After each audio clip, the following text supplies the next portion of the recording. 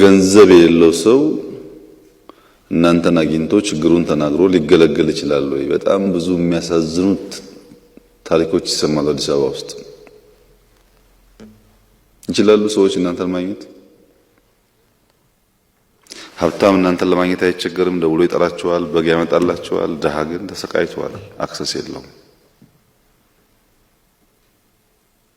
እዚህ ያለ የካቢኔ አባል ነው ጠያቂ እንካ ምራ አዲስ አበባን የሚያክል ከተማ ሀብታም ሰፊ ህዝብ ያለበት ስራ ተብሎ ጆሮ ቢሰጠው ለሐሜትና ለመቧደን መከራውን የሚበላው ካቢኔ ነው። እና ይሄ ገብቶን ነው ወይ እየሰራን ያለ ነው?